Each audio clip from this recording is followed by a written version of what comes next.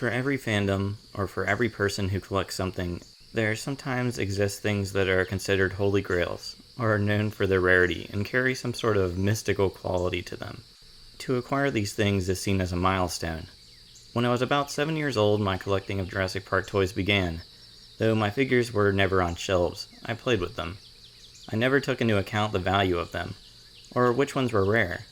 I took them for what they were, toys. And at the end of the day, that's still what they are, and that's fine. It wasn't until I discovered the site JP Toys in 2003 that my collecting habits changed, as I found out about the rare Jurassic Park toys, and I got to see the full catalog of Kenner's figures, most of which I didn't even know existed.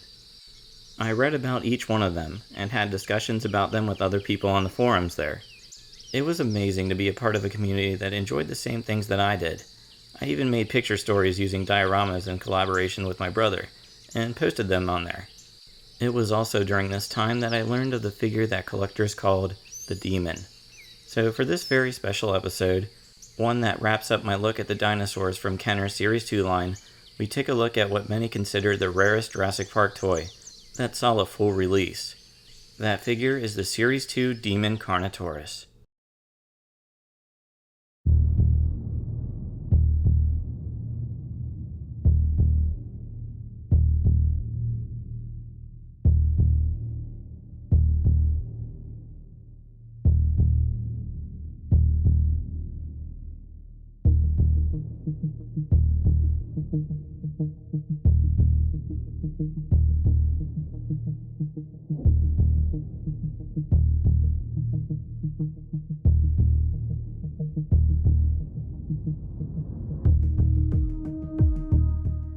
The Carnotaurus was released in 1994 for $18.99 and included a collector's card.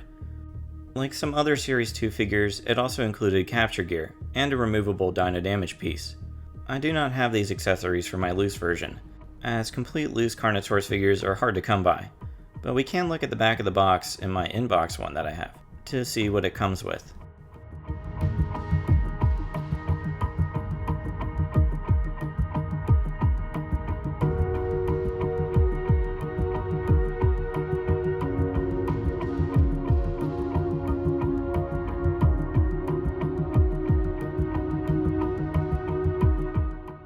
Also on the box you'll see its nickname, Demon. Series 2 figures started using nicknames for different dinosaurs, connected to their looks or action features. This would continue into the Lost World toy line, where they would actually be labeled as code names. This is one of the few figures where the nickname really stuck. It is a really fitting name for it. No Carnotaurus appeared in the first film or book, but they did appear in the Lost World novel. The Carnotaurus would not get a film debut until Jurassic World Fallen Kingdom. First, let's take a look at the sculpt. The Carnotaurus stands about 10 inches tall, and is 13.5 inches long from head to tail. This figure is posed looking to the left, so it's not really a neutral pose like many of the other figures in this line. I don't usually prefer this, but I think it works well here. It actually makes him look really menacing, like he's turning to look at potential prey.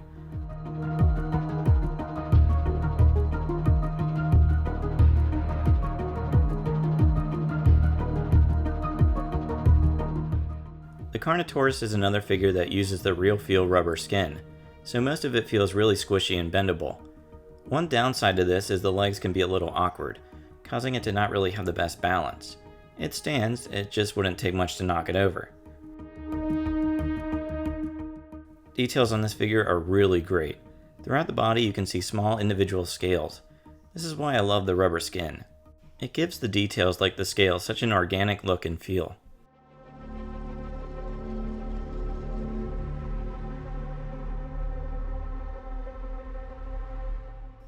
Its belly and parts of its legs lose the scales in favor of a smoother texture that shows the wrinkles and folds in the skin. It all looks really nice. On the back of the Carnotaurus there are multiple rows of bumps that start from the head and go all the way down to the tail, with the larger row in the middle.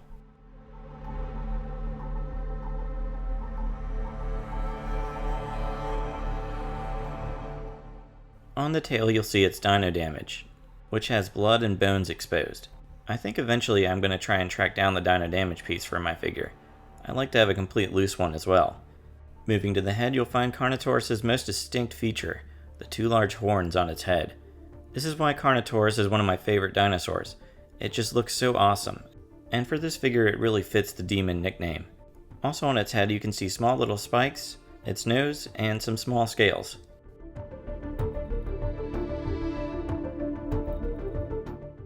The teeth on this thing are quite crazy. It's almost cartoonish in nature, with all the teeth just sort of sticking outwards. They are done in such a way that it's not even capable of closing its mouth. Also, inside the mouth you can see some details on the gums and its tongue.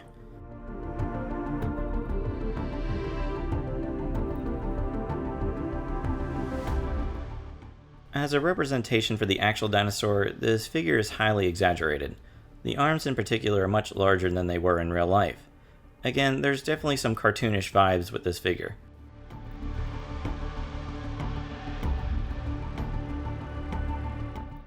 For the action feature, it's pretty much the same as the young T-Rex, and that you just press its neck to cause its mouth to open. It would have been nice if this figure could actually close its mouth a bit, because the feature doesn't really work well as far as being able to grab anything. This is really the main disappointing thing about this figure, but it's really not that big of a deal as the rubber skin allows you to move parts like the tail. There is a tiny bit of articulation on this figure, and that both arms can be moved, but that's pretty much it.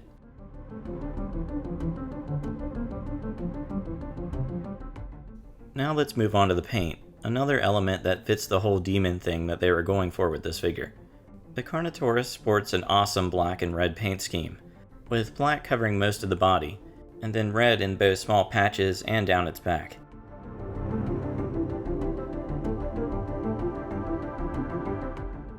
There's also white paint that covers its belly and underneath its tail. The toenails and fingernails are painted in off-white, and the JP mark can be found on its left leg. Its number is 19. Looking at the head, the red and black paint here look awesome, and the yellow eyes really stick out. The teeth are painted white, and inside the mouth is painted pink. So yeah, overall it's a pretty sweet looking paint job.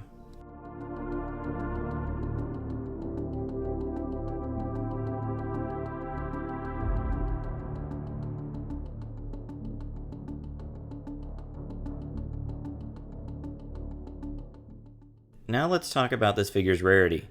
As I mentioned at the beginning of this video, this is one of the rarest Jurassic Park figures that saw a full release. An argument could be made that it's the rarest, though the Chaos Effect Omega T-Rex and maybe one or two other things are close. This one though, I still feel has the reputation for being the rare Jurassic Park figure to find. I know I always felt that way about it when I was younger. Prices for this figure seem to vary drastically. But really, unless you get lucky, it's a pretty expensive toy. The collector's card alone sells for over $200, and the capture gear and dyno damage pieces can also fetch high prices. Even the box this figure comes in recently sold on eBay for over $180. Loose samples of this figure, ones without any of the accessories, tend to sell between $100 and $150, sometimes more. Ones that have the capture gear or dyno damage piece can go up above $300 or more. And it wouldn't surprise me to see a complete loose set sell in the $500 or $600 range. Box versions is where it gets really crazy. For a box version, with the box being in decent shape, it's in the $900 to $1,000 range. More pristine boxes and graded figures go for even higher than that. So if you want the Carnotaurus, I'd lean on hunting down a loose version. Prices have gone up in recent years, and I'd expect them to continue this trend as years go by. As always, you can find these for more or less. Just in this case, you have to be quite lucky to find it for less. Before I give my rating for this figure, here's a comparison with other figures. Here it is with a Kenner 4-inch human and a Mattel 3 3/4 scale human.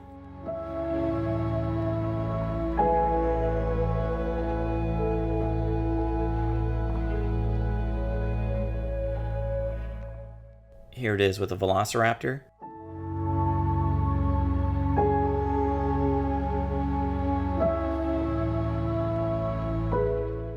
Here it is with the Utah Raptor.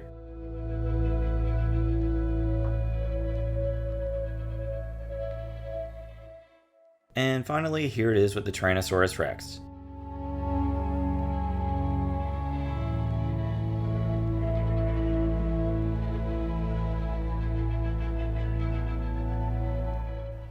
For a rating out of 10, I give the Series 2 Carnotaurus a 9.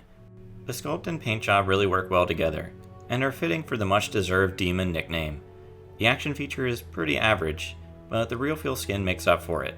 Its rarity is a big issue if you're after one, but I really think all Jurassic Park collectors should hunt this one down whenever they can. I never had one when I was younger, and it was quite a surreal experience when I acquired one a few years ago. It just has a great presence and is such a cool looking figure. I highly recommend it.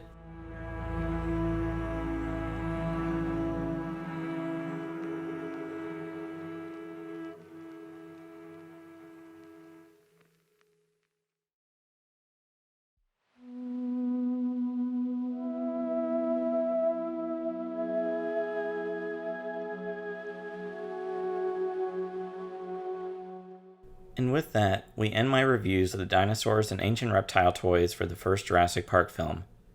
As many of you may have noticed, I recently hit 1,000 subscribers. I just wanted to say thanks to all of you for the support. This channel has been a lot of fun to work on, and I love getting to talk to all of you in the comments. My plan is to have an entire collection video for both my Godzilla stuff and Jurassic Park.